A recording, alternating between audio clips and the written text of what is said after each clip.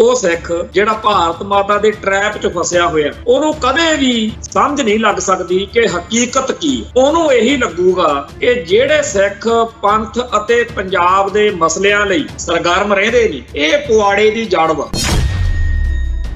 ਕੇਂਦਰ ਵੱਲੋਂ, ਮੁਲਕ ਦੇ ਨਿਜ਼ਾਮ ਵੱਲੋਂ ਪੰਜਾਬ ਨੂੰ ਇੱਕ ਬਸਤੀ ਬਣਾ ਕੇ ਲੁੱਟਿਆ ਸੁੱਟਿਆ ਤੇ ਸ਼ੋਸ਼ਣ ਕੀਤਾ ਜਾ ਰਿਹਾ। ਇੱਥੇ ਸਭ ਅੱਛਾ ਹੋਣਾ ਵੀ ਨਹੀਂ। ਤੇ ਆ ਸਾਡੇ ਸਰਦਾਰ ਜਗਮੋਹਨ ਸਿੰਘ ਰਾਜੂ ਇਹ ਚਿੱਠੀਆਂ ਲਿਖ ਰਹੇ ਨੇ, ਕਹਿੰਦੇ ਜੀ ਆਪਾਂ ਮੋਦੀ ਤੋਂ ਸਾਰੇ ਮਸਲੇ ਹੱਲ ਕਰਾ ਲੈਣੇ। ਇਹੋ ਜਿਹੇ ਹਜ਼ਾਰਾਂ ਹੀ ਤੁਰੇ ਫਿਰਦੇ ਜਿਨ੍ਹਾਂ ਦੀ ਪੂਛ ਨੂੰ ਅੱਗ ਲਾਈ ਹੋਈ ਆ। ਉਹ ਮਾੜੀ ਮੋਟੀ ਇਹਨਾਂ ਦੇ ਟੈਗ ਲਾ ਦਿੰਦੇ ਆ ਕਿ ਤੂੰ ਪ੍ਰਧਾਨ ਆ, ਤੂੰ ਚੱਕ ਦੇ ਪੱਟੇ, ਤੇ ਫਿਰ ਇਹ ਪੂਰੀ ਕੌਮ ਦੇ ਉਲਟ ਵਰਤਾਂਤ ਸਿਰਜਦੇ। ਇਹ ਗੱਲ ਇੱਥੇ ਆਪਾਂ ਨੂੰ ਵਿਚਾਰ ਲੈਣੀ ਚਾਹੀਦੀ ਆ ਕਿ ਭਾਰਤੀ ਸਟੇਟ ਸਿਸਟਮ, ਭਗਵਾ ਬ੍ਰਿਗੇਡ, ਹਿੰਦੂ ਤਵੀ ਮੀਡੀਆ, ਕਾਮਰੇਡ ਤੇ ਹੋਰ ਐਂਟੀ ਸਿੱਖ ਤਾਕਤਾਂ ਕਦੇ ਕਿਸੇ ਪੰਥ ਅਤੇ ਪੰਜਾਬ ਨੂੰ ਸਮਰਪਿਤ ਸਿੱਖ ਨੂੰ ਕਹਿ ਸਕਦੇ ਆ ਵੀ ਇਹ ਬਹੁਤ ਵਧੀਆ ਬੰਦਾ।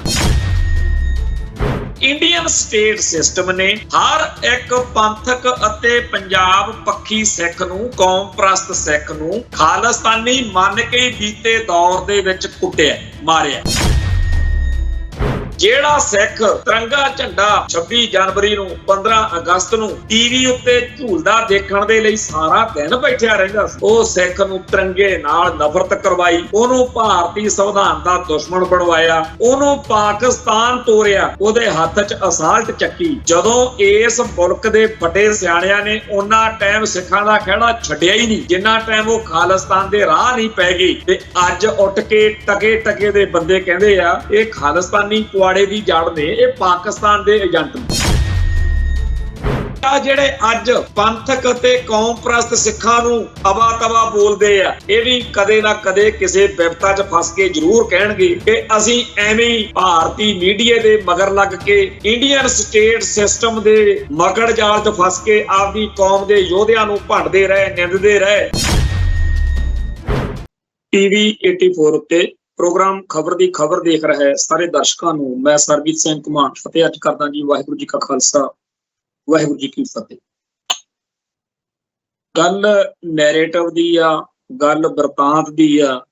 ਗੱਲ ਇਹ ਆ ਕਿ ਆਪਾਂ ਘਟਨਾਵਾਂ ਨੂੰ ਕਿਵੇਂ ਦੇਖਦੇ ਹਾਂ, ਕਿ ਸਾਨੂੰ ਦਿਖਾਉਣ ਵਾਲਾ ਜਿਵੇਂ ਦਿਖਾਉਣਾ ਚਾਹੁੰਦਾ ਕੀ ਅਸੀਂ ਉਵੇਂ ਦੇਖਦੇ ਹਾਂ, ਜਾਂ ਅਸੀਂ ਘਟਨਾਵਾਂ ਦੇ ਉੱਤੇ ਆਪ ਦਾ ਦਿਮਾਗ ਵਰਤ ਕੇ ਉਹਨਾਂ ਦੀ ਵਿਆਖਿਆ ਆਪਣੇ ਕੌਮ ਦੇ ਹਿਸਾਬ ਨਾਲ ਕਰਦੇ। ਗੱਲ ਸਾਰੀ ਇੱਥੇ ਖੜੀ।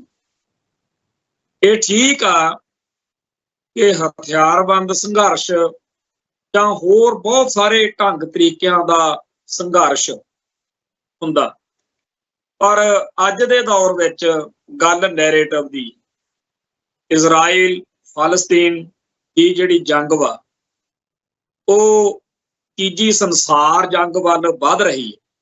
ਪਰ ਤੁਹਾਡੇ ਸਾਹਮਣੇ ਆ ਕਿ ਨਾਲ ਦੀ ਨਾਲ ਨੈਰੇਟਿਵ ਦੀ ਜੰਗ ਜਿਹੜੀ ਆ ਉਹ ਵੀ ਦਿਨੋਂ ਦਿਨ ਜ਼ੋਰ ਫੜ ਰਹੀ ਆ। ਹਰੇਕ ਧਿਰ ਚਾਹੁੰਦੀ ਆ, ਜਿੰਨੇ ਵੀ ਇਸ ਸਮੁੱਚੇ ਇੰਟਰਨੈਸ਼ਨਲ ਲੈਵਲ ਦੇ ਵਰਤਾਰੇ ਨਾਲ ਸੰਬੰਧਿਤ ਲੋਕ ਨੇ, ਹਰੇਕ ਬੰਦਾ ਚਾਹੁੰਦਾ ਹੈ ਕਿ ਮੇਰੀ ਵੀ ਗੱਲ, ਮੇਰਾ ਵੀ ਪੱਖ ਜਿਹੜਾ ਹੈ ਉਹ ਦੁਨੀਆ 'ਚ ਜਾਵੇ। ਇਸ ਸਾਰੀ ਗੱਲ ਨੂੰ ਛੇੜਨ ਦਾ ਸਬੱਬ ਇਸ ਕਰਕੇ ਬਣਿਆ ਕਿ ਜਿੱਥੇ ਸਾਡੀ ਕੌਮ ਦਾ ਇੱਕ ਹਿੱਸਾ ਖਾਲਸਾ ਪੰਥ ਦੇ ਵਰਤਾਂਤ ਨੂੰ, ਖਾਲਸਾ ਪੰਥ ਦੇ ਨਜ਼ਰੀਏ ਨੂੰ ਪ੍ਰਣਾਇਆ ਹੋਇਆ, ਉੱਥੇ ਇੱਕ ਬਹੁਤ ਵੱਡਾ ਹਿੱਸਾ ਹਰ ਗੱਲ ਨੂੰ ਭਾਰਤੀ ਨਜ਼ਰੀਏ ਅਨੁਸਾਰ ਦੇਖਦਾ। ਤੇ ਭਾਰਤੀ ਨਜ਼ਰੀਏ ਅਨੁਸਾਰ ਸਾਨੂੰ ਕਿਉਂ ਨਹੀਂ ਦੇਖਣਾ ਚਾਹੀਦਾ, ਜਾਂ ਸਾਨੂੰ ਹਰ ਗੱਲ ਨੂੰ ਸਿੱਖ ਨਜ਼ਰੀਏ ਅਨੁਸਾਰ ਕਿਉਂ ਦੇਖਣਾ ਚਾਹੀਦਾ, ਇਸ ਗੱਲ ਦੇ ਪਿੱਛੇ ਹੀ ਸਾਡੀ ਸਾਰੀ ਜਿਹੜੀ ਕਥਾ ਹੈ, ਸਾਡੀ ਸਾਰੀ ਕਹਾਣੀ ਹੈ, ਸਾਡੀ ਸਾਰੀ ਗੱਲਬਾਤ ਆ, ਉਹਦੇ ਵਿੱਚ ਖੜੀ ਹੈ। ਜਿਹੜੇ ਸਿੱਖ ਨੂੰ ਅੱਜ ਦੇ ਦੌਰ ਵਿੱਚ ਇਹ ਸਮਝ ਨਹੀਂ ਲੱਗ ਰਹੀ ਕਿ ਇੰਡੀਆ ਤਾਂ ਹਰ ਗੱਲ ਨੂੰ ਆਪਦੇ ਪੱਖ ਤੋਂ ਹੀ ਦਿਖਾਵੇਗਾ, ਆਪਦਾ ਨਜ਼ਰੀਆ ਹੀ ਥੋਪੇਗਾ, ਸਾਨੂੰ ਸਾਡੇ ਆਪ ਦੇ ਬੰਦਿਆਂ ਤੋਂ ਗੱਲਾਂ ਨੂੰ ਸਮਝਣਾ ਚਾਹੀਦਾ। ਉਹ ਸਿੱਖ ਜਿਹੜਾ ਭਾਰਤ ਮਾਤਾ ਦੇ ਟਰੈਪ 'ਚ ਫਸਿਆ ਹੋਇਆ, ਉਹਨੂੰ ਕਦੇ ਵੀ ਸਮਝ ਨਹੀਂ ਲੱਗ ਸਕਦੀ ਕਿ ਹਕੀਕਤ ਕੀ ਹੈ।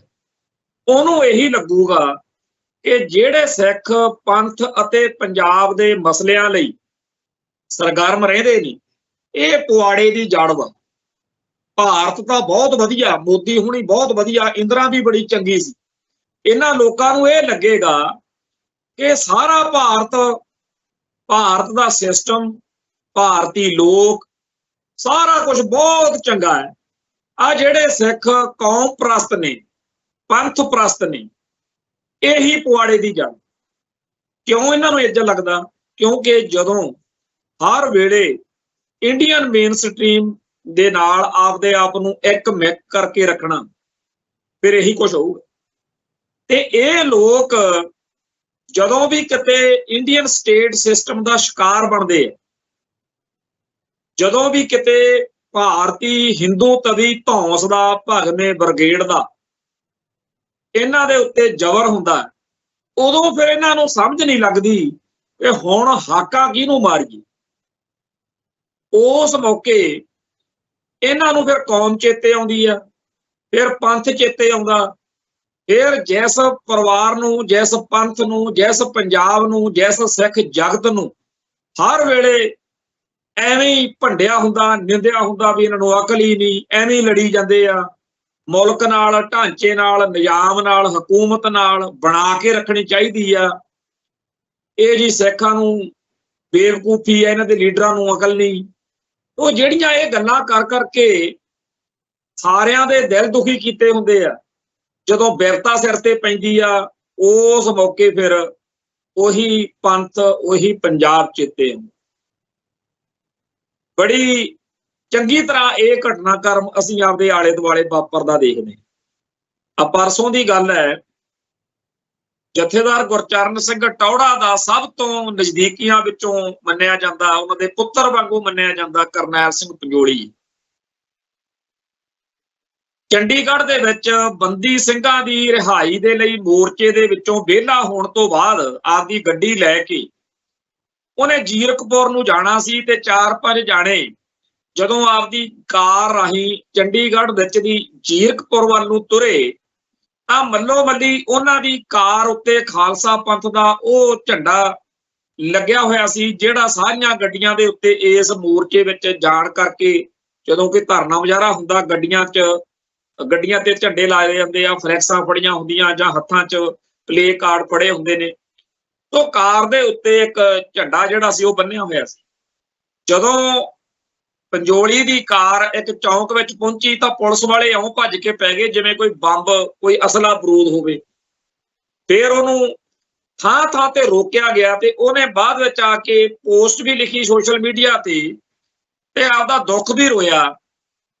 ਹਾਲਾਂਕਿ ਪੰਜੋਲੀ ਬਹੁਤ ਵਾਰੀ ਪੰਥ ਨਾਲ, ਕੌਮ ਨਾਲ ਖੜਨ ਵਾਲੀ ਸੋਚ ਵਾਲਾ ਬੰਦਾ ਹੈ, ਪਰ ਉਹਨੂੰ ਜਦੋਂ ਪੋਸਟ ਲਿਖੀ ਤਾਂ ਹੇਠਾਂ ਜਿਹੜੇ ਕਮੈਂਟ ਆਏ ਉੱਥੇ ਇਸੇ ਭਾਵਨਾ ਵਾਲੇ ਸੀ ਕਿ ਤੁਸੀਂ ਕਿਹੜਾ ਭਾਰਤ ਮਾਤਾ ਦਾ ਖਹਿੜਾ ਛੱਡਦੇ ਹੋ, ਤੁਸੀਂ ਏਦਾਂ, ਤੁਸੀਂ ਉਂਝਾ। ਇਹ ਜਿਹੜਾ ਤਾਨਾ ਮਿਹਣਾ ਹੇਠਾਂ ਲਿਖਿਆ ਜਾ ਰਿਹਾ ਸੀ, ਇਹ ਮੈਂ ਦੇਖ ਰਿਹਾ ਕਿ ਸਾਡੀ ਕੌਮ ਦੇ ਵਿੱਚ ਇਹ ਜਿਹੜੀ ਗੱਲ ਆ ਲਗਾਤਾਰ ਵੱਧ ਰਹੀ ਆ। ਕਿਉਂ ਵੱਧ ਰਹੀ ਆ?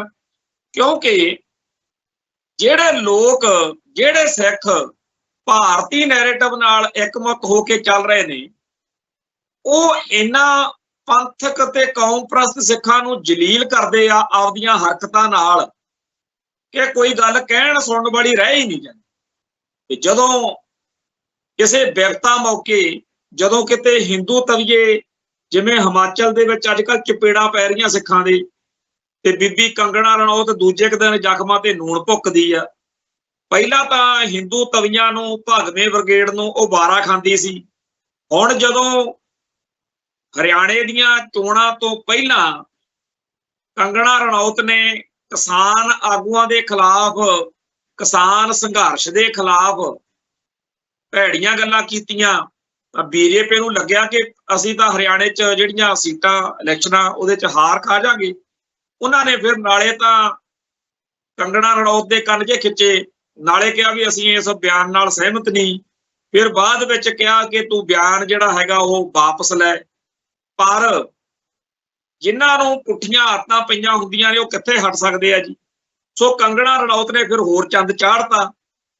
ਹੁਣ ਉਹਨੇ ਜਿਹੜਾ ਕੱਲ ਗਾਂਧੀ ਦਾ ਦਿਨ ਮਨਾ ਕੇ ਹਟੇ ਆ, ਮਹਾਤਮਾ ਕਹਿੰਦੇ ਆ ਇਹਨੂੰ, ਮਿਸਟਰ ਗਾਂਧੀ ਨੂੰ, ਮਹਾਤਮਾ ਉਹਨਾਂ ਲਈ ਹੋਊਗਾ ਭਾਈ ਜਿਨ੍ਹਾਂ ਨੇ ਉਹਦਾ ਨਾਹਾ ਲਿਆ, ਉਹਨਾਂ ਦਾ ਰਾਸ਼ਟਰਪਿਤਾ ਵੀ ਹੋਊਗਾ ਤੇ ਉਹਨਾਂ ਨੇ ਉਹਦੇ ਦਿਨ ਮਨਾਉਣੇ ਹੀ ਆ। ਸਾਡੀ ਕੌਮ ਦੇ ਹਮੇਸ਼ਾ ਗਾਂਧੀ ਖਿਲਾਫ ਚੱਲੇ ਆ। ਸਰਦਾਰ ਗੁਰਮੀਤ ਸਿੰਘ ਜੀ ਦੀ ਕਿਤਾਬ ਆ 6 ਗਾਂਧੀ ਐਂਡ 6 ਜਾਂ ਹੋਰ ਬੜੀਆਂ ਲਿਖਤਾਂ ਨੇ, ਹੁਣ ਤਾਂ ਕੋਈ ਲੁਕੀ ਛਿਪੀ ਗੱਲ ਹੀ ਨਹੀਂ। ਉਹਨੂੰ ਮਹਾਤਮਾ ਕਹਿਣਾ ਆਪਣੇ ਆਪ ਦੇ ਵਿੱਚ ਹੀ ਇੱਕ ਸ਼ਰਮਨਾਕ ਗੱਲ ਹੈ।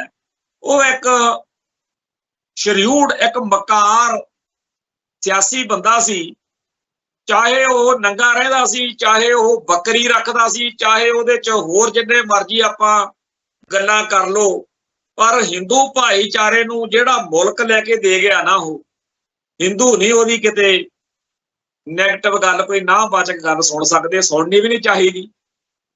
ਜਿਨ੍ਹਾਂ ਦੇ ਵਾਰੇ ਨਿਆਰੇ ਕਰਤੇ, ਜਿਹੜੇ ਹਿੰਦੂ ਸਦੀਆਂ ਤੋਂ ਜੁੱਤੀਆਂ ਖਾਂਦੇ ਰਹੇ, ਸਦੀਆਂ ਤੋਂ ਛੱਤਰ ਫਿਰਦਾ ਰਿਹਾ ਜਿਨ੍ਹਾਂ ਦੇ, ਉਹਨਾਂ ਨੂੰ ਆਪਦੀ ਸਿਆਸੀ ਸਮਝ ਨਾਲ, ਮਕਾਰੀ ਨਾਲ ਜਿਹੜਾ ਉਹ ਰਾਜ ਭਾਗ ਏਡਾ ਵੱਡਾ ਲੈ ਕੇ ਦੇ ਗਿਆ, ਉਹ ਤਾਂ ਮਿਸਟਰ ਜਿਨਾਹ ਚੰਗਾ ਰਿਹਾ ਜਿਹਨੇ ਗਾਂਧੀ ਦਾ ਟਰੈਪ ਸਮਝ ਲਿਆ।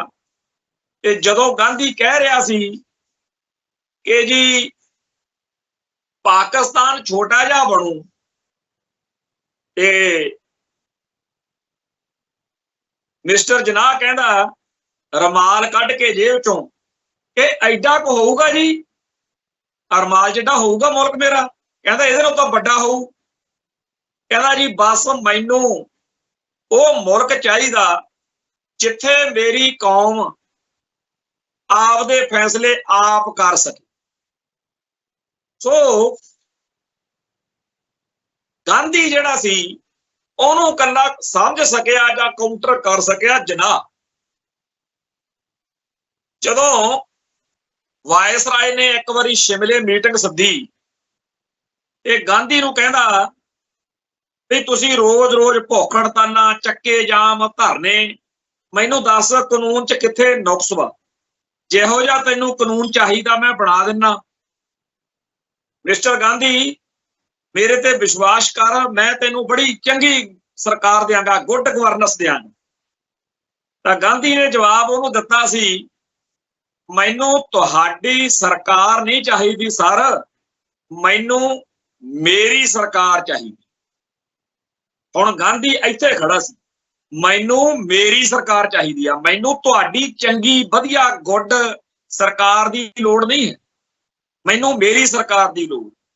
ਇਹੀ ਗੱਲ ਜਿਨਾਹ ਸਮਝ ਗਿਆ ਕਿ ਜੇਕਰ ਅੰਗਰੇਜ਼ ਅੱਜ ਚਲੇ ਜਾਣ, ਇਸ ਭਾਰਤ ਵਿੱਚ ਹਿੰਦੂ ਬਹੁ ਗਿਣਤੀ ਆ, ਇਹ ਸਾਰੇ ਭਾਰਤ ਦੇ MP ਹਲਕਿਆਂ ਦੀ ਇਸ ਤਰੀਕੇ ਨਾਲ ਦਰਜਾ ਵਿਉਂਤਬੰਦੀ ਇਸ ਤਰੀਕੇ ਨਾਲ ਕਰਨਗੇ ਕਿ ਪਹਿਲੀ ਗੱਲ ਤਾਂ ਮੁਸਲਮਾਨ ਜਾਂ ਗੈਰ ਸਿੱਖ MP ਜਿੱਤੀ ਨਾ ਸਕਣ, ਤੇ ਜੇ ਜਿੱਤਣ ਤਾਂ ਉਹ ਹਿੰਦੂਆਂ ਦੇ ਮਥਾਜ ਹੋ ਕੇ ਰਹਿ ਜਾਣ। ਤੇ ਹਰ ਤਰੀਕੇ ਨਾਲ ਇਸ ਮੁਲਕ ਦਾ ਸਾਰਾ ਢਾਂਚਾ, ਸਾਰਾ ਸਿਸਟਮ ਕਹਿਣ ਨੂੰ ਲੋਕਤੰਤਰੀ ਹੋਊਗਾ, ਪਰ ਹੋਊਗਾ ਹਿੰਦੂਤਵ ਦੇ ਹਿਸਾਬ ਨਾਲ।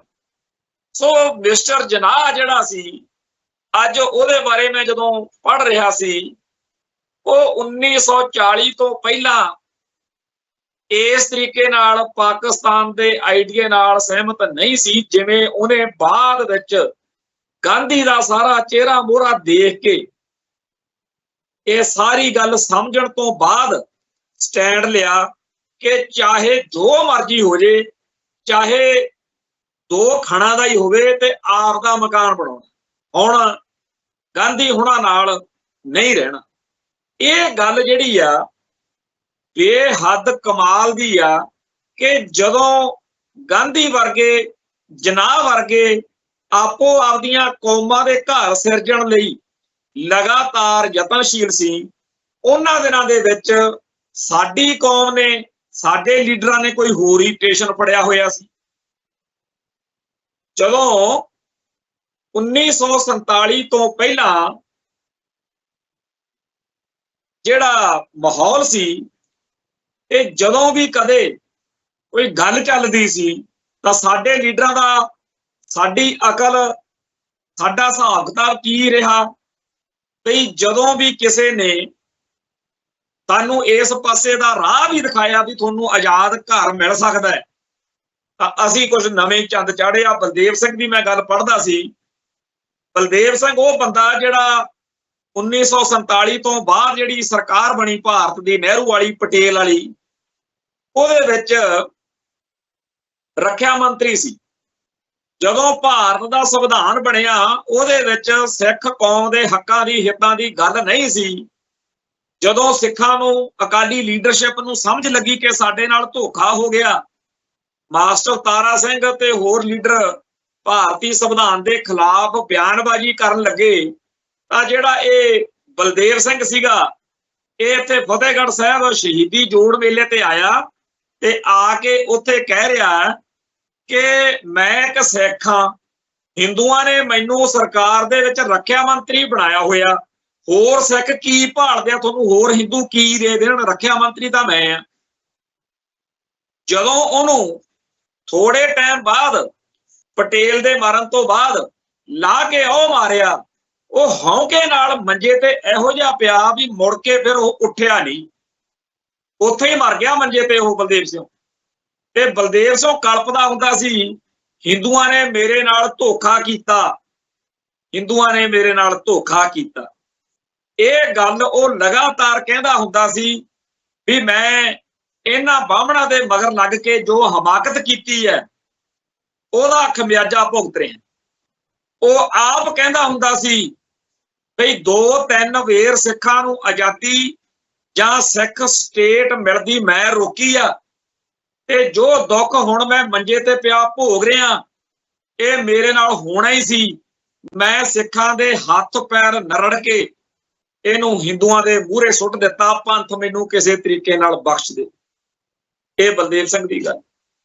ਦੇਖੋ ਕਮਾਲ ਦੀ ਬਾਤ, ਨਹਿਰੂ, ਗਾਂਧੀ, ਪਟੇਲ, ਸਾਰੇ ਲੀਡਰਾਂ ਨੇ ਆਪਦੀ ਕੌਮ ਦਾ ਸੋਚਿਆ, ਤੇ ਜਿਹੜੇ ਜਨਾਹ ਹੋਣੀ ਸੀ ਉਹਨਾਂ ਨੇ ਆਪਦੀ ਕੌਮ ਦਾ ਸੋਚਿਆ।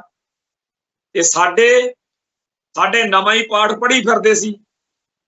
ਬਲਦੇਵ ਸਿੰਘ ਜੇਕਰ ਰੱਖਿਆ ਮੰਤਰੀ ਆ ਤਾਂ ਉਵੇਂ ਅੱਜ ਵੀ ਬੜੇ ਵੱਡੀ ਗਿਣਤੀ ਵਿੱਚ ਲੋਕ ਸਿੱਖਾਂ ਦੇ ਵਿੱਚੋਂ ਅਹੁਦਿਆਂ ਤੇ ਆ।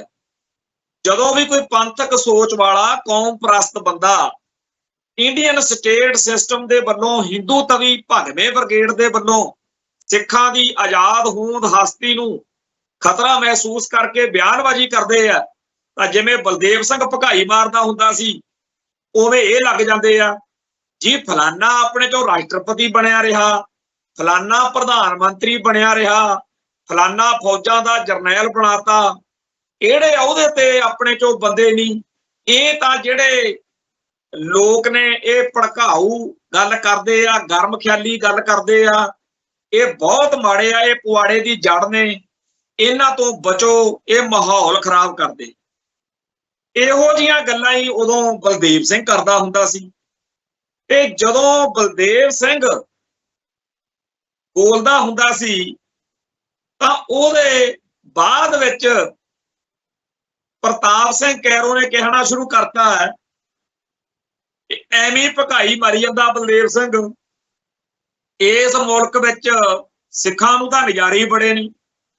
ਪਹਿਲਾਂ ਮਾਸਟਰ ਤਾਰਾ ਸਿੰਘ ਤੇ ਅਕਾਲੀ ਲੀਡਰਸ਼ਿਪ ਦੇ ਖਿਲਾਫ ਬੋਲਦਾ ਰਿਹਾ ਬਲਦੇਵ ਸਿੰਘ, ਤੇ ਜਦੋਂ ਬਲਦੇਵ ਸਿੰਘ ਨੂੰ ਗੱਲ ਦੀ ਸਮਝ ਲੱਗ ਗਈ ਕਿ ਬਾਹਮਣਾਂ ਨੇ ਮੈਨੂੰ ਵਰਤ ਕੇ ਰੱਖਿਆ ਮੰਤਰੀ ਬਣਾ ਕੇ ਹੁਣ ਮੈਨੂੰ ਨੈਪਕਿਨ ਪੇਪਰਾਂ ਨੂੰ ਭਗਾ ਕੇ ਉਹ ਮਾਰਿਆ, ਫਿਰ ਪ੍ਰਤਾਪ ਸਿੰਘ ਕੈਰੋਂ ਲੱਗ ਗਿਆ ਬਲਦੇਵ ਸਿੰਘ ਨੂੰ ਕਹਿਣ ਇਹ ਐਵੇਂ ਮੰਜੇ ਤੇ ਪਿਆ ਬਕਵਾਸ ਕਰਦਾ।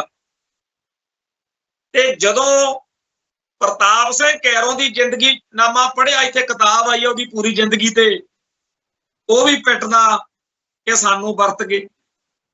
ਇਹ ਸਾਰੇ ਜਦੋਂ ਸੱਤਾ 'ਚ ਹੁੰਦੇ ਆ ਜਿਹੜੇ ਅੱਜ ਵੀ ਕੋਈ MLA MP, ਕੋਈ IAS, ਕੋਈ IPS, ਕੋਈ ਹੋਰ ਉਸ ਕੋਈ ਬਣੇ ਫਿਰਦੇ ਆ, ਇਹ ਜਿੰਨੇ ਭਾਰਤੀ ਸਟੇਟ ਸਿਸਟਮ ਦੇ ਵਿੱਚ ਸਿੱਖ ਇਸ ਮੌਕੇ ਪੂਰੀ ਤਰ੍ਹਾਂ ਲਵਲੀਨ ਹੋਏ ਨੇ, ਇਹਨਾਂ ਸਾਰਿਆਂ ਨੂੰ ਜੇ ਇਸ ਮੌਕੇ ਪੁੱਛੋ, ਇਹ ਆਹੀ ਬੋਲੀ ਬੋਲਣਗੇ ਜਿਹੜੀ ਬਲਦੇਵ ਸਿੰਘ ਵਰਗੇ, ਕੈਰੋਂ ਵਰਗੇ ਬੋਲਦੇ ਆ। ਤੇ ਜਦੋਂ ਪੈਂਦਾ ਛੱਤਰ, ਉਦੋਂ ਫਿਰ ਪੰਥ ਵੱਲ, ਉਸ ਪੰਜਾਬ ਵੱਲ ਉਹਨਾਂ ਨੂੰ ਕਹਿੰਦੇ ਆ ਜਿਨ੍ਹਾਂ ਨੂੰ ਸਾਰੀ ਉਮਰ ਭੰਡਿਆ ਹੁੰਦਾ ਕਿ ਜੀ ਇਹ ਤਾਂ ਪੁਆੜੇ ਦੀ ਜੜ ਨੇ, ਫਿਰ ਉਹਨਾਂ ਨੂੰ ਕਹਿੰਦੇ ਆ ਸਾਡੀ ਬਾਂਹ ਫੜੋ। 1984 ਮੌਕੇ ਵੀ ਇਹੀ ਵਾਪਰਿਆ। ਜਿਹੜੇ ਦਿੱਲੀ ਰਹਿੰਦੇ ਸਿੱਖਾਂ ਨੇ ਸਦਾ ਪੰਥ ਤੇ ਪੰਜਾਬ ਦੀਆਂ ਮੰਗਾਂ ਦੇ ਹੱਕ 'ਚ ਲੱਗੇ ਹੋਏ ਧਰਮ ਯੁੱਧ ਮੋਰਚਿਆਂ ਨੂੰ ਭੰਡਿਆ ਸੀ, ਜਿਨ੍ਹਾਂ ਨੂੰ ਸੰਤ ਭਿੰਡਰਾਂਵਾਲੇ ਤੇ ਹੋਰ ਕੌਮ ਪ੍ਰਸਤ ਸਿੱਖਾਂ ਦੇ ਉੱਤੇ ਬੜੇ ਇਤਰਾਜ਼ ਸੀ, ਉਹ ਸਾਰੇ ਦੇ ਸਾਰੇ ਭਾਰਤੀ ਨੈਰੇਟਿਵ ਦਾ ਸ਼ਿਕਾਰ ਹੋ ਕੇ ਬੜਾ ਚੰਗਾ ਮਾੜਾ ਬੋਲਦੇ ਰਹੇ। ਤੇ ਜਦੋਂ ਨਵੰਬਰ 84 ਨੂੰ ਸਾਰੇ ਭਾਰਤ ਵਿੱਚ ਕਤਲੇਆਮ ਹੋਇਆ, ਫੇਰ ਚੀਕਾਂ ਮਾਰਨ, ਫੇਰ ਕਹਿਣ ਜੀ ਪੰਜਾਬ ਨੂੰ ਚੱਲੋ। ਫਿਰ ਸਾਰਾ ਲੁਧਿਆਣਾ, ਜਲੰਧਰ, ਥਾਂ ਦੇ ਉੱਤੇ, ਅੰਮ੍ਰਿਤਸਰ ਦੇ ਵਿੱਚ ਹਰ ਥਾਂ ਦੇ ਉੱਤੇ ਉੱਥੋਂ ਬੰਦੇ ਆਏ। ਚਲੋ ਪੰਜਾਬ ਨੇ ਤਾਂ, ਪੰਥ ਨੇ ਤਾਂ ਸਾਥ ਸਹਿਯੋਗ ਦੇਣਾ ਸੀ, ਹੱਕ ਬਣਦਾ ਸੀ। ਪਰ ਗੱਲ ਇਹ ਆ ਕਿ ਜਦੋਂ ਤੁਸੀਂ ਭਾਰਤੀ ਨੈਰੇਟਿਵ ਦਾ ਸ਼ਿਕਾਰ ਹੋਏ ਹੁੰਦੇ ਹੋ, ਉਦੋਂ ਥੋੜਾ ਬਹੁਤਾ ਸੋਚ ਲਿਆ ਕਰੋ। ਅੱਜ ਇਸੇ ਤਰੀਕੇ ਦੀ ਇੱਕ ਹੋਰ ਗੱਲ ਇੱਥੇ ਘੁੰਮ ਰਹੀ ਆ। ਕੋਈ ਲੀਡਰ ਆ ਜੀ, ਜਗਮੋਹਨ ਸਿੰਘ ਰਾਜੂ, IAS ਰਿਟਾਇਰ ਹੋਏ। ਉਹਨੂੰ ਕਦੇ ਕਿਸੇ ਪਿਛਲੇ ਦਿਨਾਂ 'ਚ ਸੋਸ਼ਲ ਮੀਡੀਆ ਤੇ ਕਿਸੇ ਨੇ 2 ਅੱਖਰ ਲਿਖਤੇ ਜਗਮੋਹਨ ਸਿੰਘ ਰਾਜੂ ਨੂੰ ਕਿ ਤੂੰ ਬੀਜੇਪੀ ਆ ਜਿਹੜੀ ਉਹ ਸਿੱਖ ਵਿਰੋਧੀ ਆ, ਉਹਨੂੰ ਤੂੰ ਕਿਉਂ ਜੁਆਇਨ ਕੀਤਾ, ਜਾਂ ਚਲੋ ਕੋਈ ਗੱਲ ਕਿਸੇ ਨੇ ਕਹਿਤੀ ਸੋਸ਼ਲ ਮੀਡੀਆ ਦੇ ਦੌਰ ਵਿੱਚ ਏਦਾਂ ਲਿਖ ਦਿੱਤਾ। ਉਹਨੇ ਇੱਕ 2 ਪੇਜਾਂ ਦਾ ਐਡਾ ਵੱਡਾ ਸਾਰਾ ਲਿਖਿਆ ਲੇਖ, ਭਈ ਜੀ ਤੁਹਾਨੂੰ ਅਕਲ ਹੀ ਨਹੀਂ। ਮੇਰਾ ਪੱਕਾ ਵਿਸ਼ਵਾਸ ਆ ਭਈ ਪ੍ਰਧਾਨ ਮੰਤਰੀ ਨਰਿੰਦਰ ਮੋਦੀ ਦੀ ਅਗਵਾਈ 'ਚ ਹੀ ਸਿੱਖਾਂ ਦੇ ਸਾਰੇ ਮਸਲੇ ਆ ਜਿਹੜੇ ਉਹ ਹੱਲ ਹੋ ਜਾਣੇ ਆ, ਚੱਕ ਦਿਆਂਗੇ ਫੱਟੇ। ਉਹ ਬੜਾ ਲੰਬਾ ਚੌੜਾ ਉਹਨੇ, ਮਤਲਬ 2 ਲਾਈਨਾਂ 'ਚ ਤਾਂ ਬੰਦੇ ਨੇ ਉਹਨੂੰ ਗੱਲ ਕਹੀ ਹੋਣੀ ਆ ਕਿ ਬੀਜੇਪੀ ਮਾੜੀ ਪਾਰਟੀ ਆ ਭਰਾਵਾ, ਥੋੜਾ ਜਿਹਾ ਖਿਆਲ ਕਰ। ਤੇ ਉਹਨੇ 2 ਸਫ਼ਿਆਂ ਦਾ ਜਿਹੜਾ ਲੈਟਰ ਲਿਖਿਆ, ਚਿੱਠੀ ਲਿਖੀ ਆ ਕਿ ਮੈਂ ਭਾਜਪਾ ਕਿਉਂ ਚੁਣੀ ਆ, ਮੈਂ ਪੰਥ ਦੀ ਸੇਵਾ ਕਰਨੀ ਆ। ਇਹ ਬਿਲਕੁਲ ਉਹੀ ਰਾਗ ਆ ਜਿਹੜਾ ਮਨਜਿੰਦਰ ਸਿੰਘ ਸਰਸੇ ਨੇ ਅਲਾਪਿਆ ਸੀ ਜਿੱਦਣ ਉਹਨੇ ਬੀਜੇਪੀ ਜੁਆਇਨ ਕੀਤੀ ਸੀ। ਕੱਲੀ ਗੱਲ ਬੀਜੇਪੀ ਦੀ ਨਹੀਂ, ਚਾਹੇ ਕੋਈ ਕਾਂਗਰਸ ਜੁਆਇਨ ਕਰੇ, ਚਾਹੇ ਕੋਈ ਹੋਰ ਭਾਰਤੀ ਮੁੱਖ ਧਾਰਾ ਨੂੰ ਜਿਹੜੀ ਪਾਰਟੀ ਆ ਉਹਨੂੰ ਜੁਆਇਨ ਕਰੇ, ਜਿਹੜਾ ਇਹ ਰਾਗ ਆ ਇਹ ਸਾਰੀ ਅਲਾਪਦੇ ਆ ਕਿ ਅਸੀਂ ਭਾਰਤੀ ਸਿਸਟਮ ਦੇ ਅੰਦਰ ਰਹਿ ਕੇ ਸਿੱਖਾਂ ਦੇ ਸਾਰੇ ਮਸਲੇ ਹੱਲ ਕਰਾ ਦੇਣੇ ਆ। ਜਦੋਂ ਕਾਂਗਰਸ ਸੱਤਾ 'ਚ ਹੁੰਦੀ ਆ, ਉਦੋਂ ਬਹੁਤ ਸਾਰੇ ਸਿੱਖ ਲੀਡਰ ਇਹ ਭਕਾਈ ਮਾਰਦੇ ਹੁੰਦੇ ਆ ਕਿ ਜੀ ਅਸੀਂ ਇਸ ਪਾਰਟੀ ਦੇ ਵਿੱਚ ਇਸ ਲੀਡਰ ਦੇ ਨੇੜੇ ਹੋ ਕੇ ਸਿੱਖਾਂ ਦੇ ਮਸਲੇ ਹੱਲ ਕਰਾਵਾਂਗੇ। ਅੱਜ ਤੱਕ ਨਾ ਹੋਏ ਆ, ਨਾ ਇਹ ਕਰਵਾਉਣ ਜੋਗੇ ਆ। ਉਲਟਾ ਜਦੋਂ ਰਾਸ਼ਟਰਪਤੀ ਗਿਆਨੀ ਜੈਲ ਸਿੰਘ ਸੀ, ਉਦੋਂ ਹੀ ਸਾਡੀ ਕੌਮ ਤੇ ਸਭ ਤੋਂ ਕਹਿਰ ਭਰਿਆ ਹਮਲਾ ਜਿਹੜਾ ਸੀਗਾ ਹੋਇਆ। ਇਵੇਂ ਹੀ ਹੁਣ ਜਿਹੜੇ ਬੀਜੇਪੀ ਜੁਆਇਨ ਕਰਦੇ ਆ, ਜਿਵੇਂ ਜਗਮੋਹਨ ਸਿੰਘ ਰਾਜੂ ਹੁਣੀ ਲੱਗੇ ਹੋਏ ਨੇ, ਉਹਨਾਂ ਨੂੰ ਤਾਂ ਪਤਾ ਹੀ ਨਹੀਂ ਹੋਣਾ ਹੈਗਾ ਵੀ ਇਹ ਬੀਜੇਪੀ 'ਚ ਹੈ ਵੀ ਹੈਗਾ, ਪਰ ਇਹ ਇੱਥੇ ਪੂਰੀ ਪੂਛ ਚੱਕੀ ਹੋਈ। ਇਹੋ ਜਿਹੇ ਹੋਰ ਬੜੇ ਆ। ਇੱਕ 7-8 ਸਾਲ ਪਹਿਲਾਂ ਦੀ ਗੱਲ ਆ, ਇੱਕ ਨਿਆਣਾ ਜਿਹਾ ਸੀ, ਉਹਨੇ ਲਿਖਿਆ ਵੀ ਅਸੀਂ ਹਜ਼ਾਰਾਂ ਦੀ ਗਿਣਤੀ 'ਚ ਬੀਜੇਪੀ 'ਚ ਭਰਾਵਾ ਆਪਦੇ ਦੁਸ਼ਮਣ ਦੇ ਹੱਥ ਮਜ਼ਬੂਤ ਕਰ ਰਹੇ। ਪਰ ਕੌਣ ਸਮਝਾ ਸਕਦਾ, ਕਿਉਂਕਿ ਭਾਰਤ ਮਾਤਾ ਦਾ ਰੰਗ ਬੜਾ ਚੜਿਆ ਹੋਇਆ। ਇਹ ਜਿਹੜਾ ਅੱਜ Jagmohan Singh Raju, general secretary BJP Punjab, ਇਹਨੇ ਜਿਹੜੀ ਆ ਚਿੱਠੀ ਲਿਖੀ ਆ ਕਿ ਜੀ ਮੈਨੂੰ ਪੱਕਾ ਵਿਸ਼ਵਾਸ ਹੈ ਕਿ ਆਹ ਜਿਹੜੇ ਮੁੱਦੇ ਆ ਪੰਜਾਬ ਦੇ ਤੇ ਪੰਥ ਦੇ, ਇਹ ਤਾਂ ਮੈਂ ਨਰਿੰਦਰ ਮੋਦੀ ਤੋਂ ਬਸ ਹੱਲ ਕਰਵਾ ਲੈਣੇ।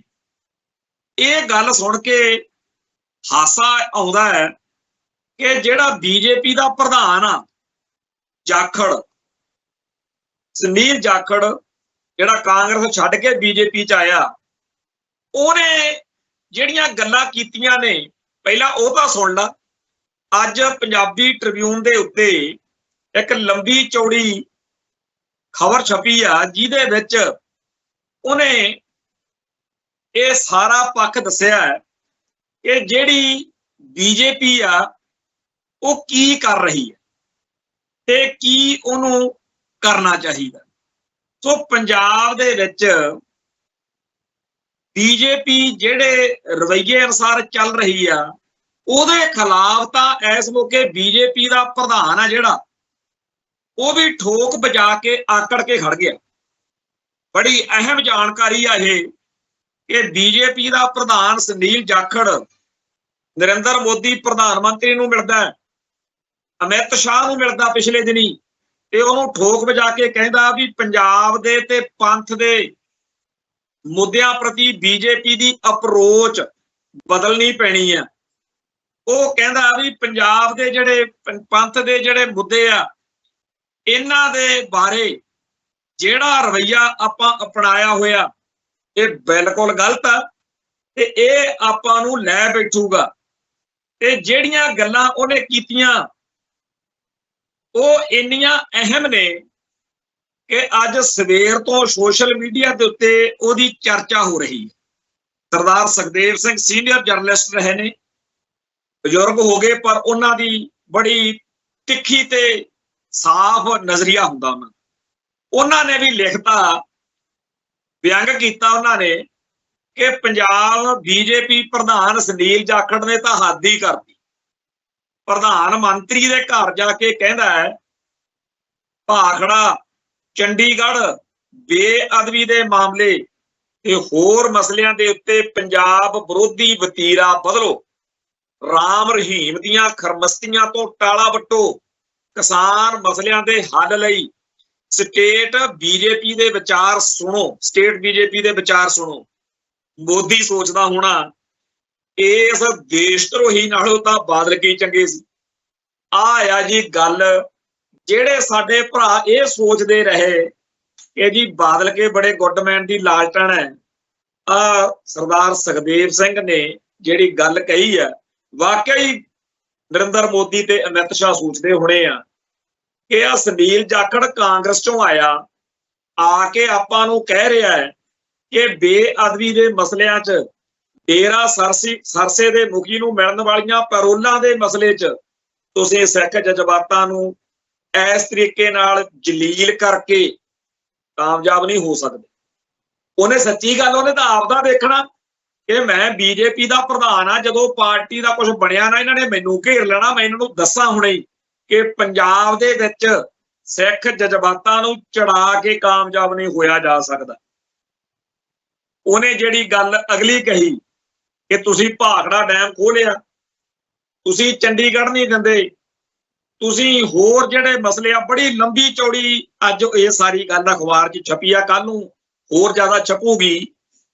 ਹੋ ਸਕਦਾ ਕਿਸੇ ਚੈਨਲ ਦੇ ਉੱਤੇ ਸੁਨੀਲ ਜਾਖੜ ਦੀ ਇੰਟਰਵਿਊ ਵੀ ਆ ਜੇ, ਪਰ ਜਿੰਨੀ ਕੁ ਖਬਰ ਅੱਜ ਆਈ ਆ ਉਹਦੇ ਹਿਸਾਬ ਨਾਲ ਸੁਨੀਲ ਜਾਖੜ ਨੇ ਇਹ ਸਮਝ ਲਿਆ ਕਿ ਪੰਜਾਬ ਬੇਚੈਨ, ਇੱਥੇ ਪੰਥਕ ਏਜੰਡਾ, ਕੌਮੀ ਭਾਵਨਾ, ਜਿਹੜੀ ਸਿੱਖ ਜਗਤ ਦੀ ਭਾਵਨਾ, ਉਹਦੇ ਉਲਟ ਚੱਲ ਕੇ ਕਾਮਯਾਬ ਹੋਣਾ ਨਾਮੁਮਕਿਨ ਆ। ਬੀਜੇਪੀ ਵਾਲੇ ਪੰਗਾ ਕਸੂਤਾ ਲਈ ਬੈਠੇ ਆ। ਹੋ ਸਕਦਾ ਕੰਗਣਾ ਰਣੌਤ ਜਾਂ ਹੋਰ ਮਸਲਿਆਂ ਦੀ ਬੀਜੇਪੀ ਨੂੰ ਬਾਹਰਲੇ ਸੂਬਿਆਂ 'ਚ ਕੋਈ ਹੋ ਸਕਦਾ ਹਮਾਇਤ ਮਿਲ ਜੇ, ਸਿੱਖਾਂ ਦੀਆਂ ਚੀਕਾਂ ਪੈਂਦੀਆਂ ਦੇਖ ਕੇ ਸਾਰੇ ਭਾਰਤ 'ਚੋਂ ਵੋਟ ਮਿਲਦੀ ਹੋਵੇ, ਪਰ ਪੰਜਾਬ ਦੇ ਵਿੱਚ ਤਾਂ ਜੁੱਤੀਆਂ ਮੇਰੇ ਪੈਣੀਆਂ ਕਿ ਤੂੰ ਬੀਜੇਪੀ ਦਾ ਪ੍ਰਧਾਨ ਸੀਗਾ ਤੇ ਆਪਣੇ ਤਾਂ ਇੱਥੇ ਗੁਰਗਤੀ ਆ।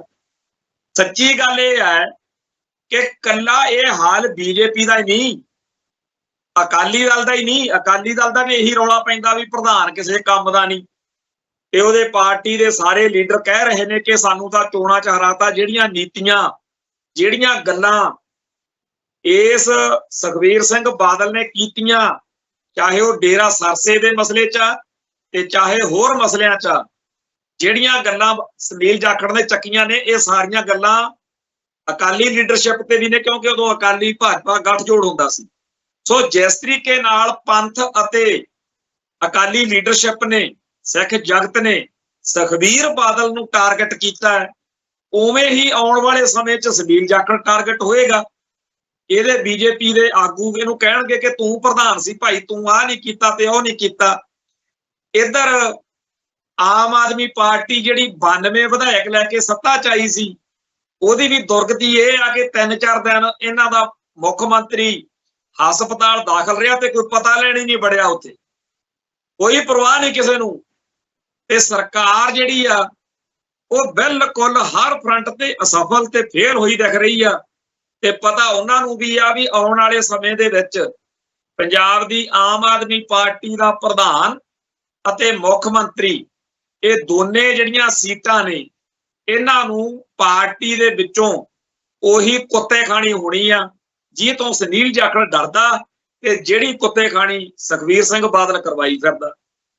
ਇਹ ਬੀਜੇਪੀ ਹੋਵੇ, ਆਮ ਆਦਮੀ ਪਾਰਟੀ ਹੋਵੇ, ਕਾਂਗਰਸ ਹੋਵੇ, ਅਕਾਲੀ ਦਲ ਹੋਣ, ਸਾਰਿਆਂ ਨੂੰ ਇਸ ਗੱਲ ਦਾ ਅਹਿਸਾਸ ਆ ਕਿ ਭਾਰਤੀ ਨਿਜ਼ਾਮ ਜਿਸ ਤਰੀਕੇ ਦਾ ਮਾਹੌਲ, ਜਿਸ ਤਰੀਕੇ ਦਾ ਨੈਰੇਟਿਵ, ਜਿਸ ਤਰੀਕੇ ਦਾ ਵਰਤਾਂਤ ਪੰਥ ਅਤੇ ਪੰਜਾਬ ਦੇ ਵਿੱਚ ਸਿਰਜੀ ਬੈਠਾ, ਗਰਾਊਂਡ ਰਿਐਲਿਟੀ ਬਿਲਕੁਲ ਹੋਰ ਆ।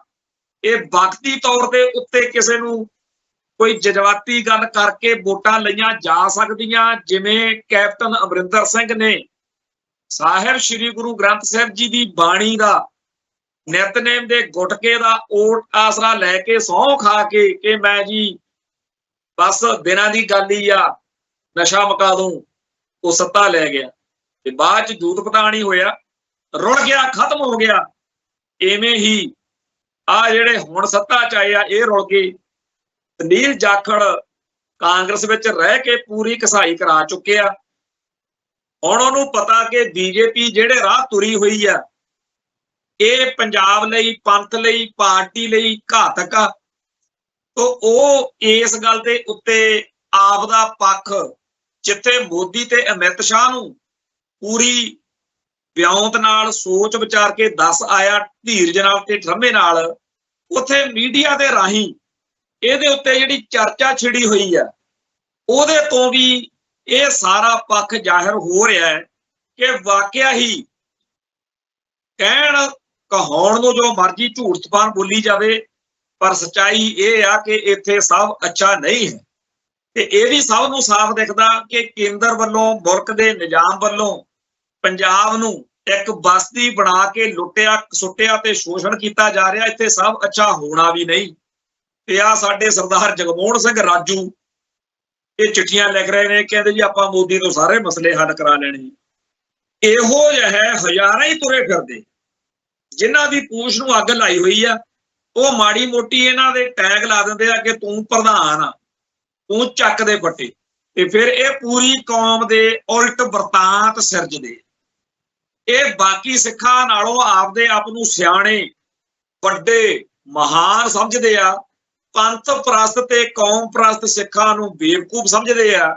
ਤੇ ਇਹਨਾਂ ਦੇ ਦਿਮਾਗ 'ਚ ਇਹੀ ਕੀੜਾ ਬੜਿਆ ਰਹਿੰਦਾ ਕਿ ਜੀ ਭਾਰਤੀ ਨਿਜ਼ਾਮ ਤੋਂ ਸਾਰੇ ਮਸਲੇ ਹੱਲ ਹੋ ਸਕਦੇ ਆ। ਆਹ ਜਿਹੜੇ ਸਿੱਖ ਨੇ, ਇਹ ਜੀ ਪਾਕਿਸਤਾਨ ਦੇ ਏਜੰਟ ਨੇ, ਇਹ ਜੀ ISI ਦੇ ਏਜੰਟ ਨੇ। ਤੇ ਇਹ ਗੱਲ ਇੱਥੇ ਆਪਾਂ ਨੂੰ ਵਿਚਾਰ ਲੈਣੀ ਚਾਹੀਦੀ ਆ ਕਿ ਭਾਰਤੀ ਸਟੇਟ ਸਿਸਟਮ, ਭਗਵਾ ਬ੍ਰਿਗੇਡ, ਹਿੰਦੂ ਤਵੀ ਮੀਡੀਆ, ਕਾਮਰੇਡ ਤੇ ਹੋਰ ਐਂਟੀ ਸਿੱਖ ਤਾਕਤਾਂ ਕਦੇ ਕਿਸੇ ਪੰਥ ਅਤੇ ਪੰਜਾਬ ਨੂੰ ਸਮਰਪਿਤ ਸਿੱਖ ਨੂੰ ਕਹਿ ਸਕਦੇ ਆ ਵੀ ਇਹ ਬਹੁਤ ਵਧੀਆ ਬੰਦਾ। ਜਿਹੜਾ ਵੀ ਸਿੱਖ ਪੰਥ ਅਤੇ ਪੰਜਾਬ ਨੂੰ ਸਮਰਪਿਤ ਹੋਏਗਾ, ਜਿਹੜਾ ਵੀ ਪੰਥ ਅਤੇ ਪੰਜਾਬ ਦੇ ਭਲੇ ਲਈ ਇਹ ਕਹੇਗਾ ਕਿ ਸਿੱਖੀ ਦੀ ਚੜ੍ਹਦੀ ਕਲਾ ਬਚਾਉਣ ਲਈ, ਸਿੱਖੀ ਦਾ ਭਵਿੱਖ ਬਚਾਉਣ ਲਈ ਖਾਲਿਸਤਾਨ ਜ਼ਰੂਰੀ ਹੈ, ਉਹਨੂੰ ਇਸ ਮੁਲਕ ਦਾ ਢਾਂਚਾ, ਇਸ ਮੁਲਕ ਦੇ ਢਾਂਚੇ ਦੇ ਨਾਲ ਓਤ-ਪੋਤ ਹੋਏ ਆ ਸਾਰੇ ਮੀਡੀਆ ਵਾਲੇ ਜਾਂ ਲੀਡਰ ਜਾਂ IAS IPS ਕਦੋਂ ਕਹਿਣਗੇ ਵੀ ਚੰਗਾ? ਉਹ ਤਾਂ ਇਹੀ ਕਹਿਣਗੇ ਤਾਂ ਪਾਕਿਸਤਾਨ ਦੇ ਏਜੰਟ ਵੀ ਦਰਬਾਰ ਸਾਹਿਬ ਤੇ ਹਮਲਾ ਪਾਕਿਸਤਾਨ ਨੇ ਕਰਾਇਆ, ਹਮਲਾ ਕਰੋ ਤੁਸੀਂ। ਤੇ ਸਿੱਖ ਆਪਦੀਆਂ ਜਾਨਾਂ ਬਚਾਉਣ ਦੇ ਲਈ ਬਾਰਡਰ ਟੱਪ ਕੇ ਪਹੁੰਚਣ ਪਾਕਿਸਤਾਨ, ਉੱਥੇ ਫੜ ਕੇ ਉਹਨਾਂ ਨੇ ਅੰਦਰ ਕਰਤੇ ਤੇ ਤੁਸੀਂ ਕਹਿੰਦੇ ਹੋ ਜੀ ਪਾਕਿਸਤਾਨ ਬੜਾ ਮਾੜਾ। ਪਾਕਿਸਤਾਨ ਨੇ ਕਿਹਾ ਵੀ ਤੁਸੀਂ ਸਿੱਖੋ ਅਸਾਲਟਾਂ ਚੱਕੋ। ਇਹ ਹਥਿਆਰ ਕਿਹਨੇ ਚੁਕਾਏ? ਇਹ ਇੰਡੀਅਨ ਸਟੇਟ ਸਿਸਟਮ ਨੇ ਚੁਕਾਏ। ਸਿੱਖ ਤਾਂ ਇਸ ਭਾਰਤ ਵਿੱਚ ਆਪਦੇ ਬਣਦੇ ਹੱਕਾਂ ਲਈ ਲੜਦੇ ਸੀ। ਕਦੇ ਕਹਿੰਦੇ ਸੀ ਪੰਜਾਬੀ ਸੂਬਾ ਦੇ ਦਿਓ, ਕਦੇ ਕਹਿੰਦੇ ਸੀ ਬਣੇ ਹੋਏ ਪੰਜਾਬੀ ਸੂਬੇ ਦੇ ਵਿੱਚ ਪੰਜਾਬੀ ਬੋਲੀ ਦਾ ਸਤਿਕਾਰ ਬਹਾਲ ਕਰ ਦਿਓ, ਕਦੇ ਕਹਿੰਦੇ ਸੀ ਸਾਡੇ ਦਰਿਆ ਲੁੱਟੇ ਜਾ ਰਹੇ ਨੇ, ਕਦੇ ਕਹਿੰਦੇ ਸੀ ਸਾਡੀਆਂ ਫਸਲਾਂ ਦੇ ਸਹੀ ਰੇਟ ਦੇ ਦਿਓ। ਕਿਹੜੀ ਗੱਲ ਆ ਜਿਹੜੇ ਉੱਤੇ ਪੰਜਾਬ ਦੇ ਲੋਕਾਂ ਨੂੰ ਲੜਨਾ ਨਹੀਂ ਪਿਆ? ਤੇ ਜਦੋਂ ਵੀ ਪੰਜਾਬ ਨੇ ਆਪਦੇ ਹੱਕ ਲਈ ਗੱਲ ਕੀਤੀ, ਕਿਉਂਕਿ ਬਾਕੀ ਸਾਰਾ ਭਾਰਤ ਤਾਂ ਮਾਤਾ ਦਾ ਮਾਰ ਬਣ ਕੇ ਵਿਛਿਆ ਹੋਇਆ ਸੀ, ਜਦੋਂ ਵੀ ਕਾਂਗਰਸ ਦੇ ਜਾਂ ਕਿਸੇ ਵੀ ਮੁਲਕ ਦੇ ਇਸ ਹਾਕਮਾਂ ਦੇ ਉਲਟ ਸਿੱਖਾਂ ਨੇ, ਪੰਜਾਬ ਦੇ ਲੋਕਾਂ ਨੇ, ਪੱਗਾਂ ਦਾੜੇ ਵਾਲਿਆਂ ਨੇ ਝੰਡਾ ਬੁਲੰਦ ਕੀਤਾ ਤਾਂ ਇਹਨਾਂ ਨੂੰ ਮਿਰਚਾਂ ਲੱਗੀਆਂ ਵੀ ਇਹ ਕੌਣ ਹੁੰਦੇ ਆ ਸਾਡੇ ਖਿਲਾਫ ਇਸ ਤਰ੍ਹਾਂ ਕਰਨ ਵਾਲੇ। ਇਹਨਾਂ ਨੇ ਉਦੋਂ ਹੀ ਕਹਿਣਾ ਇਹ ਖਾਲਿਸਤਾਨ ਮੰਗ। ਖਾਲਿਸਤਾਨ ਸਿੱਖ 1947 ਤੋਂ ਲਗਾਤਾਰ ਮੰਗਦੇ ਨਹੀਂ ਸੀ, ਉਲਟਾ ਮੰਗਣਾ ਚਾਹੀਦਾ ਸੀ। ਮੈਂ ਤਾਂ ਕਹਿੰਦਾ ਜਿੰਨੀਆਂ ਕੁ ਜੁੱਤੀਆਂ ਪੰਜਾਬੀ ਸੂਬੇ ਦੇ ਨਾਂ ਤੇ SYL ਦੇ ਧਰਮ ਯੁੱਧ ਮੋਰਚੇ ਜਾਂ ਹੋਰਨਾਂ ਮੱਦਿਆਂ ਮੁਸਲਿਆਂ ਤੇ ਕੌਮ ਦੇ ਪਈਆਂ ਨੇ, ਇੰਨੀਆਂ ਕੀ ਖਾਲਿਸਤਾਨ ਦੇ ਨਾਂ ਤੇ ਪੈਣੀਆਂ ਸੀ। ਲੜਦੇ ਤਾਂ ਸਹੀ, ਇਤਿਹਾਸ ਵਿੱਚ ਜ਼ਿਕਰ ਤਾਂ ਇਸ ਗੱਲ ਲਈ ਆਉਂਦਾ ਵੀ ਸਿੱਖ ਖਾਲਿਸਤਾਨ ਲਈ ਲੜਦੇ ਸੀ। ਹੁਣ ਦਿੱਲੀ ਵਾਲਿਆਂ ਨੇ ਤਾਂ ਕੁੱਟਿਆ ਤੁਹਾਨੂੰ ਇਹ ਦੇਖ ਕੇ ਵੀ ਤੁਸੀਂ ਖਾਲਿਸਤਾਨ ਮੰਗਦੇ, ਤੁਸੀਂ ਕਹਿੰਦੇ ਹੋ ਨਹੀਂ ਅਸੀਂ ਤਾਂ ਪੰਜਾਬੀ ਸੂਬਾ ਮੰਗਦੇ ਸੀ। ਦਿੱਲੀ ਵਾਲਿਆਂ ਨੇ ਹਰ ਵਾਰੀ ਤੁਹਾਡੇ ਸੰਘਰਸ਼ ਨੂੰ ਖਾਲਿਸਤਾਨ ਦਾ ਸੰਘਰਸ਼ ਮੰਨ ਕੇ ਹੀ ਨਜਿੱਠਿਆ। ਆ ਕਿਸਾਨ ਸੰਘਰਸ਼ ਚੱਲਦਾ ਸੀ, ਪੂਰੇ ਕਿਸਾਨ ਸੰਘਰਸ਼ ਦੀ ਲੀਡਰਸ਼ਿਪ ਦਾ ਜ਼ੋਰ ਲੱਗਿਆ ਰਿਹਾ ਕਿ ਜੀ ਸਾਡਾ ਖਾਲਿਸਤਾਨ ਨਾਲ ਕੋਈ ਸੰਬੰਧ ਨਹੀਂ। ਉਹ ਕਹਿੰਦੇ ਸੀ ਨਾ ਤੁਸੀਂ ਖਾਲਿਸਤਾਨੀ, ਨਾ ਤੁਸੀਂ ਖਾਲਿਸਤਾਨ ਲਈ ਲੜ ਰਹੇ। ਸੋ ਇੰਡੀਅਨ ਸਟੇਟ ਸਿਸਟਮ ਨੇ ਹਰ ਇੱਕ ਪੰਥਕ ਅਤੇ ਪੰਜਾਬ ਪੱਖੀ ਸਿੱਖ ਨੂੰ, ਕੌਮ ਪ੍ਰਸਤ ਸਿੱਖ ਨੂੰ ਖਾਲਿਸਤਾਨੀ ਮੰਨ ਕੇ ਬੀਤੇ ਦੌਰ ਦੇ ਵਿੱਚ ਕੁੱਟਿਆ, ਮਾਰਿਆ। ਤੇ 1984 ਤੱਕ ਆਉਂਦਿਆਂ ਇੰਨਾ ਕੁ ਜਲੀਲ ਕੀਤਾ, ਇੰਨਾ ਕੁ ਕੁੱਟਿਆ ਮਾਰਿਆ ਕਿ ਸਿੱਖ ਜਿਹੜਾ ਕਹਿੰਦਾ ਸੀ ਹਿੰਦੁਸਤਾਨ ਜਿੰਦਾਬਾਦ, ਜਿਹੜਾ ਕਹਿੰਦਾ ਸੀ ਸਾਰੇ ਜਹਾਂ ਸੇ ਅੱਛਾ ਹਿੰਦੁਸਤਾਨ ਹਮਾਰਾ, ਜਿਹੜਾ ਸਿੱਖ ਤਿਰੰਗਾ ਝੰਡਾ 26 ਜਨਵਰੀ ਨੂੰ 15 ਅਗਸਤ ਨੂੰ ਟੀਵੀ ਉੱਤੇ ਝੂਲਦਾ ਦੇਖਣ ਦੇ ਲਈ ਸਾਰਾ ਦਿਨ ਬੈਠਿਆ ਰਹਿੰਦਾ ਸੀ, ਉਹ ਸਿੱਖ ਨੂੰ ਤਿਰੰਗੇ ਨਾਲ ਨਫ਼ਰਤ ਕਰਵਾਈ, ਉਹਨੂੰ ਭਾਰਤੀ ਸੰਵਿਧਾਨ ਦਾ ਦੁਸ਼ਮਣ ਬਣਵਾਇਆ, ਉਹਨੂੰ ਪਾਕਿਸਤਾਨ ਤੋਰਿਆ, ਉਹਦੇ ਹੱਥ 'ਚ ਅਸਾਲਟ ਚੱਕੀ। ਜਦੋਂ ਇਸ ਮੁਲਕ ਦੇ ਵੱਡੇ ਸਿਆਣਿਆਂ ਨੇ ਉਹਨਾਂ ਟਾਈਮ ਸਿੱਖਾਂ ਦਾ ਖਹਿੜਾ ਛੱਡਿਆ ਹੀ ਨਹੀਂ ਜਿੰਨਾ ਟਾਈਮ ਉਹ ਖਾਲਿਸਤਾਨ ਦੇ ਰਾਹ ਨਹੀਂ ਪੈ ਗਈ। ਤੇ ਅੱਜ ਉੱਠ ਕੇ ਟਕੇ ਦੇ ਬੰਦੇ ਕਹਿੰਦੇ ਆ ਇਹ ਖਾਲਿਸਤਾਨੀ ਪੁਆੜੇ ਦੀ ਜੜ ਨੇ, ਇਹ ਪਾਕਿਸਤਾਨ ਦੇ ਏਜੰਟ ਨੇ। ਇਹ ਜੀ ਭਾਰਤ ਮਾਤਾ ਕੀ ਜੈ ਨਹੀਂ ਕਹਿੰਦੇ। ਤੇ ਭਾਰਤ ਮਾਤਾ ਕੀ ਜੈ ਕੋਈ ਅਣਖ ਗੈਰਤ ਵਾਲਾ ਸਿੱਖ ਕਹਿ ਕਿਵੇਂ ਲਵੇ, ਜਿਸ ਮੁਲਕ ਦੇ ਵਿੱਚ ਸੁਨੀਲ ਜਾਖੜ ਵਰਗੇ ਕਹਿ ਰਹੇ ਨੇ ਕਿ ਮੁਲਕ ਦਾ ਪ੍ਰਧਾਨ ਮੰਤਰੀ, ਮੁਲਕ ਦੀ ਸਰਕਾਰ, ਮੁਲਕ ਦਾ ਢਾਂਚਾ ਪੰਜਾਬ ਦੇ ਮਸਲਿਆਂ ਪ੍ਰਤੀ ਸਹੀ ਅਪਰੋਚ ਨਹੀਂ ਹੈ। ਸਾਫ਼ ਤੌਰ ਤੇ ਕਿਹਾ ਕਿ ਨਜ਼ਰੀਆ ਬਦਲੋ ਤਾਂ ਸਾਰਾ ਦ੍ਰਿਸ਼ਟੀਕੋਣ ਬਦਲ ਜਾਊ। ਨਜ਼ਰ ਬਦਲੋ, ਨਜ਼ਰੀਆ ਬਦਲ ਜਾਊਗਾ, ਸੋਚ ਬਦਲੋ, ਸਾਰਾ ਕੁਝ ਬਦਲ ਜਾਊ। ਪਰ ਇਸ ਮੁਲਕ ਦਾ ਜਿਹੜਾ ਵਰਤਾਂਤ, ਜਿਹੜਾ ਨੈਰੇਟਿਵ ਐਂਟੀ ਸਿੱਖ, ਐਂਟੀ ਪੰਜਾਬ ਹੈ, ਉਹਦੇ ਵਿੱਚ ਇਹਦੀ ਕੋਈ ਨਾ ਆਸ ਨਾ ਕੋਈ ਉਮੀਦ। ਸੋ ਸੱਚੀ ਗੱਲ ਇਹ ਹੈ ਕਿ ਸਾਡੀ ਸਿੱਖ ਕੌਮ ਦਾ ਉਹ ਹਿੱਸਾ ਜਿਹੜਾ ਭਾਰਤੀ ਵਰਤਾਂਤ ਦਾ ਸ਼ਿਕਾਰ ਹੋ ਕੇ ਹਰ ਇੱਕ ਕਦਮ ਉਵੇਂ ਚੱਕਦਾ ਜਿਵੇਂ ਇੰਡੀਆ ਚਾਹੁੰਦਾ। ਜੇ ਇੰਡੀਅਨ ਸਟੇਟ ਸਿਸਟਮ ਚਾਹੁੰਦਾ ਹੈ ਕਿ ਇਹ ਸਿੱਖ ਆਪਦੀ ਕੌਮ ਦੇ ਪੰਥਕ ਅਤੇ ਕੌਮ ਲਈ ਸਿਰਾਂ ਤੇ ਖੱਫਣ ਬੰਨਣ ਵਾਲਿਆਂ ਨੂੰ ਮਾੜਾ ਚੰਗਾ ਬੋਲਣ ਤਾਂ ਸਾਡੇ ਬੰਦੇ ਬੋਲਦੇ। ਜੇ ਇੰਡੀਅਨ ਸਟੇਟ ਸਿਸਟਮ ਇਹ ਚਾਹੁੰਦਾ ਕਿ ਇਹ ਸਿੱਖ ਆਪਦੀ ਕੌਮ ਲਈ ਲੜਨ ਵਾਲੇ, ਪੰਥਕ ਹੱਕਾਂ ਤੇ ਹਿੱਤਾਂ ਦੀ ਗੱਲ ਕਰਨ ਵਾਲੇ ਸੰਤ ਗਿਆਨੀ ਜਰਨੈਲ ਸਿੰਘ ਜੀ ਖਾਲਸਾ ਭਿੰਡਰਾਂ ਵਾਲਿਆਂ ਨੂੰ, ਖਾਲਿਸਤਾਨੀ ਸੰਘਰਸ਼ ਦੇ ਸੇਵਾਦਾਰਾਂ ਨੂੰ ਤੇ ਖਾਲਿਸਤਾਨ ਦੇ ਏਜੰਡੇ ਨੂੰ ਇਹ ਨਿੰਦਣ ਭੰਡਣ ਤਾਂ ਆਪ ਦਾ ਦਿਮਾਗ ਵਰਤਣ ਦੀ ਥਾਂ ਸਾਡੀ ਕੌਮ ਦਾ ਉਹ ਹਿੱਸਾ ਪਹਿਲਾਂ ਨਾਲੋਂ ਵੀ ਚੌੜਾ ਹੋ ਕੇ ਇੰਡੀਅਨ ਸਟੇਟ ਸਿਸਟਮ ਦੀ ਬੋਲੀ ਬੋਲਦਾ। ਜਿਹੜੀ ਕੌਮ ਆਪਦੇ ਹੱਕਾਂ ਤੇ ਹਿੱਤਾਂ ਦੀ ਗੱਲ ਅੱਜ ਨਹੀਂ ਕਰ ਰਹੀ 2024 ਚ, ਜਦੋਂ ਕਿ ਬਹੁਤ ਪੜ੍ਹੇ ਲਿਖੇ ਤੇ ਬੜੇ ਸਿਆਣੇ ਸਮਝੇ ਜਾਂਦੇ ਆ ਵੀ ਸਾਨੂੰ ਕਦੇ ਅਕਲ ਨਹੀਂ, ਅਸੀਂ ਬੜੇ ਸਿਆਣੇ, ਉਹ ਸਿੱਖ ਬਿਲਕੁਲ ਉਸੇ ਰੋਗ ਦਾ ਸ਼ਿਕਾਰ ਨੇ ਜਿਹੜੇ ਰੋਗ ਦਾ ਸ਼ਿਕਾਰ 1947 ਮੌਕੇ ਮਾਸਟਰ ਤਾਰਾ ਸਿੰਘ, ਸਰਦਾਰ ਬਲਦੇਵ ਸਿੰਘ ਤੇ ਹੋਰ ਸਾਡੇ ਲੀਡਰ ਸੀਗੇ।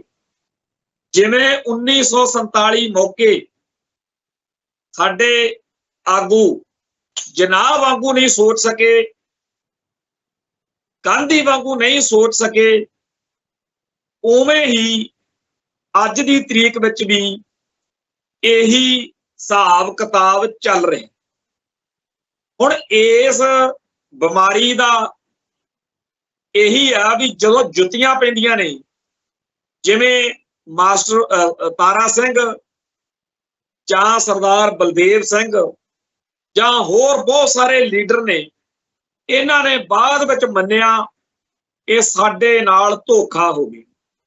ਉਵੇਂ ਹੀ ਆ ਜਿਹੜੇ ਅੱਜ ਪੰਥਕ ਅਤੇ ਕੌਮ ਪ੍ਰਸਤ ਸਿੱਖਾਂ ਨੂੰ ਅਵਾ ਤਵਾ ਬੋਲਦੇ ਆ, ਇਹ ਵੀ ਕਦੇ ਨਾ ਕਦੇ ਕਿਸੇ ਵਿਪਤਾ 'ਚ ਫਸ ਕੇ ਜ਼ਰੂਰ ਕਹਿਣਗੇ ਕਿ ਅਸੀਂ ਐਵੇਂ ਭਾਰਤੀ ਮੀਡੀਆ ਦੇ ਮਗਰ ਲੱਗ ਕੇ ਇੰਡੀਅਨ ਸਟੇਟ ਸਿਸਟਮ ਦੇ ਮਕੜ ਜਾਲ 'ਚ ਫਸ ਕੇ ਆਪਦੀ ਕੌਮ ਦੇ ਯੋਧਿਆਂ ਨੂੰ ਭੰਡਦੇ ਰਹੇ, ਨਿੰਦਦੇ ਰਹੇ। ਸੱਚੇ ਤਾਂ ਉਹੀ ਸੀ। ਤੇ ਸਾਡੀ ਕੌਮ ਦਾ ਉਹ ਭਾਰਤ ਮਾਤਾ ਦਾ ਲਾਡਲਾ ਹਿੱਸਾ ਇੱਕ ਗੱਲ ਬੜੀ ਟਕਾ ਕੇ ਕਹਿੰਦਾ ਕਿ ਜੇ ਖਾਲਿਸਤਾਨ ਤੁਹਾਨੂੰ ਅੱਜ ਮਿਲ ਜੇ, ਪਹਿਲੀ ਗੱਲ ਤਾਂ ਕਹਿੰਦੇ ਬਣਨਾ ਨਹੀਂ, ਜੇ ਕਹਿੰਦੇ ਮਿਲ ਵੀ ਗਿਆ ਤੁਸੀਂ ਸਾਂਭ ਲਓਗੇ, ਤੁਹਾਨੂੰ ਅਕਲ ਹੈਗੀ ਆ ਮੁਲਕ ਕਿਵੇਂ ਚਲਾਈਦਾ, ਤੁਹਾਨੂੰ ਪਤਾ ਹੈਗਾ, ਤੁਸੀਂ ਇੱਕ ਗੁਰਦੁਆਰੇ ਦਾ ਪ੍ਰਬੰਧ ਤਾਂ ਸੁਚੱਜੇ ਤਰੀਕੇ ਨਾਲ ਚਲਾਉਣ ਜੋਗੇ ਨਹੀਂ, ਖਾਲਿਸਤਾਨ ਚਲਾ ਲਓਗੇ ਤੁਸੀਂ। ਇਹ ਜਦੋਂ ਗੱਲ ਸੁਣੀ ਦੀ ਆ ਜਾਂ ਪੜ੍ਹੀ ਦੀ ਆ, ਉਦੋਂ ਮੈਨੂੰ ਚੇਤਾ ਆਉਂਦਾ 1947 ਤੋਂ ਥੋੜੇ ਮਹੀਨੇ ਪਹਿਲਾਂ ਬ੍ਰਿਟਿਸ਼ ਪਾਰਲੀਮੈਂਟ ਦੇ ਵਿੱਚ ਜਦੋਂ ਇਹ ਮਸਲਾ ਵਿਚਾਰਿਆ ਜਾ ਰਿਹਾ ਸੀ ਕਿ ਭਾਰਤ ਜਿਹੜਾ ਹੈ ਉਹਨੂੰ ਦੋ ਟੁਕੜਿਆਂ 'ਚ ਵੰਡ ਕੇ ਆਪਾਂ ਛੱਡ ਦਈਏ, ਉਸ ਮੌਕੇ ਜਿਹੜਾ ਉੱਥੇ ਮੇਨ ਲੀਡਰ ਸੀਗਾ ਮਿਸਟਰ ਚਰਚਿਲ, ਉਹਨੇ ਬ੍ਰਿਟਿਸ਼ ਪਾਰਲੀਮੈਂਟ ਦੇ ਵਿੱਚ ਠੋਕ ਵਜਾ ਕੇ ਕਿਹਾ ਸੀਗਾ ਵੀ ਭਾਰਤ ਦੀ ਸੱਤਾ ਜਿਹੜੇ ਘਾਹ ਫੂਸ ਵਰਗੇ ਬੰਦਿਆਂ ਦੇ ਹਵਾਲੇ ਕਰ ਰਹੇ ਆ, ਇਹਨਾਂ ਦਾ ਕੁਝ ਸਾਲਾਂ 'ਚ ਨਾਮੋ ਨਿਸ਼ਾਨ ਨਹੀਂ ਰਹਿਣਾ।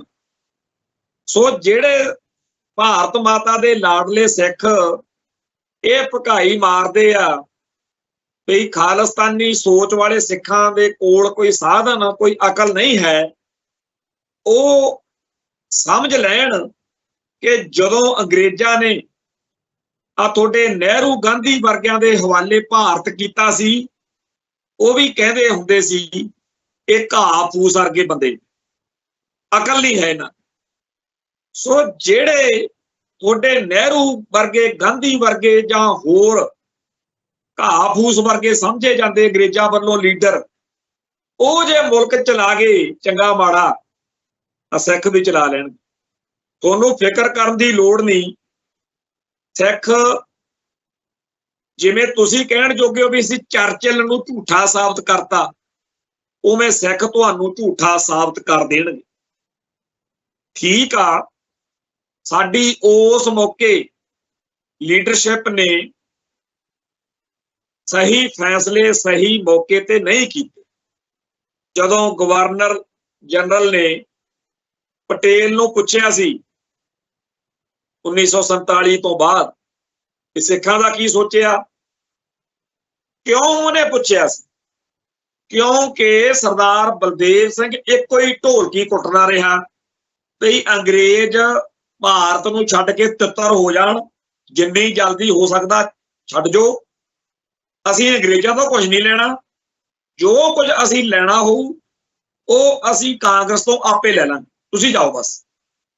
ਇਹ ਕੁੱਤੇ ਭਕਾਈ ਬਲਦੇਵ ਸਿੰਘ ਕਰਦਾ ਰਿਹਾ ਤੇ ਬਾਅਦ ਵਿੱਚ ਜਦੋਂ 1947 ਤੋਂ ਬਾਅਦ ਇਹ ਗਵਰਨਰ ਜਨਰਲ ਜਿਹੜਾ ਅੰਗਰੇਜ਼ ਸੀ ਇੱਥੇ ਅਜੇ ਥੋੜੇ ਟਾਈਮ ਲਈ, ਜਦੋਂ ਉਹਨੇ ਪਟੇਲ ਨੂੰ ਪੁੱਛਿਆ ਕਿ ਸਿੱਖਾਂ ਦਾ ਤੁਸੀਂ ਕੀ ਕਰਨਾ, ਤਾਂ ਪਟੇਲ ਠੋਕ ਵਜਾ ਕੇ ਕਹਿੰਦਾ ਇਹ ਮੂਰਖ ਆਪਦੇ ਪੈਰੀ ਆਪ ਕਹਾੜਾ ਮਾਰ ਚੁੱਕੇ ਨੇ, ਮੌਕਾ ਖੁੰਝਾ ਚੁੱਕੇ ਨੇ। The six have missed the bus। ਹੁਣ ਉਸ ਮੌਕੇ ਬਲਦੇਵ ਸਿੰਘ ਵਰਗਿਆਂ ਦੇ ਜੁੱਤੀਆਂ ਮਾਰਨੀਆਂ ਚਾਹੀਦੀਆਂ ਸੀ ਵੀ ਤੂੰ ਕਹਿੰਦਾ ਸੀ ਕਾਂਗਰਸ ਤੋਂ ਲੈ ਲਾਂਗੇ ਜਿਹੜਾ ਕੁਝ ਲੈਣਾ ਹੋ।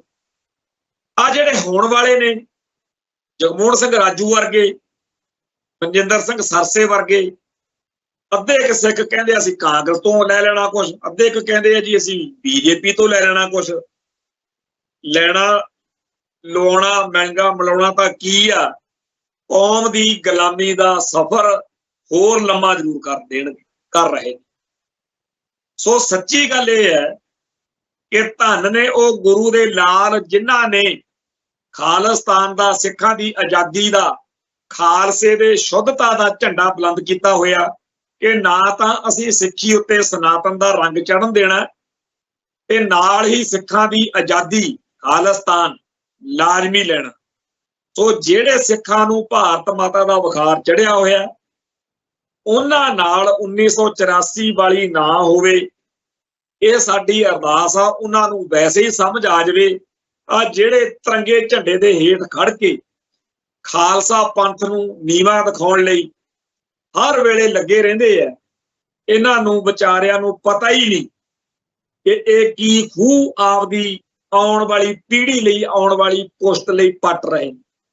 ਸਮਾਂ ਬੜਾ ਤੇਜ਼ੀ ਨਾਲ ਆ ਰਿਹਾ ਜਿਹਦੇ ਵਿੱਚ ਭਾਗਵਾਂ ਬ੍ਰਿਗੇਡ ਇਸ ਮੁਲਕ ਦੀਆਂ ਘੱਟ ਗਿਣਤੀਆਂ ਦਾ ਘਾਣ ਕਰੇਗਾ। ਮੁਸਲਮਾਨ ਜਿਨ੍ਹਾਂ ਦੇ ਇੰਨੇ ਮੁਲਕ ਨੇ, ਅਗਲੇ ਉਹਨਾਂ ਦੀ ਪਰਵਾਹ ਨਹੀਂ ਕਰਦੇ। ਆਪਣੇ ਕੋਲੇ ਤਾਂ ਫਿਰ ਇੱਕੋ ਹੀ ਚੀਜ਼ ਆ ਨਾ, ਮੇਰਾ ਰੁੱਸੇ ਨਾ ਕਲਗੀਆਂ ਵਾਲਾ, ਜੱਗ ਭਾਵੇਂ ਸਾਰਾ ਰੁੱਸ ਜੇ। ਸੋ ਇੱਕ ਉਸ ਅਕਾਲ ਪੁਰਖ ਵਾਹਿਗੁਰੂ ਦਾ ਓਟ ਆਸਰਾ, ਆਪਣੇ ਕੋਲੇ ਕੋਈ ਮੁਲਕ ਨਹੀਂ, ਮਗਰ ਕੋਈ ਵੱਡੀ ਤਾਕਤ ਨਹੀਂ। ਹੁਣ ਠੀਕ ਆ ਕਿ ਅਮਰੀਕਾ ਨੇ, ਕੈਨੇਡਾ ਨੇ, ਕੁਝ ਹੋਰ ਮੁਲਕਾਂ ਨੇ ਬਾਂਹ ਫੜੀ ਆ ਭਾਈ ਪੰਜਵੜ ਦੇ, ਭਾਈ ਨਿੱਜਰ ਦੇ ਕਤਲ ਤੋਂ ਬਾਅਦ ਜਾਂ ਪੰਨੂ ਵਾਲੇ ਮਾਮਲੇ ਤੋਂ ਬਾਅਦ, ਪਰ ਅਜੇ ਵੀ ਸਾਡੇ ਮਗਰ ਕੋਈ ਬਹੁਤੀ ਵੱਡੀ ਤਾਕਤ ਹੈ ਨਹੀਂ ਗੀ। ਸੋ ਇਹੋ ਜਿਹੇ ਭਿਆਨਕ ਸਮਿਆਂ ਦੇ ਵਿੱਚ ਜਿਨ੍ਹਾਂ ਨੇ ਖਾਲਿਸਤਾਨ ਦਾ ਝੰਡਾ ਬੁਲੰਦ ਕੀਤਾ ਹੋਇਆ, ਉਹਨਾਂ ਸਾਰਿਆਂ ਦੇ ਲਈ ਚੜ੍ਹਦੀ ਕਲਾ ਦੀ ਅਰਦਾਸ ਕਰਦਾ ਹੋਇਆ ਫਤਿਹ ਅਰਜ਼ ਕਰਦਾ ਜੀ। ਨਾਨਕ ਨਾਮ ਚੜ੍ਹਦੀ ਕਲਾ, ਤੇਰੇ ਭਾਣੇ ਸਰਬੱਤ ਦਾ ਭਲਾ। ਵਾਹਿਗੁਰੂ ਜੀ ਕਾ ਖਾਲਸਾ, ਵਾਹਿਗੁਰੂ ਜੀ।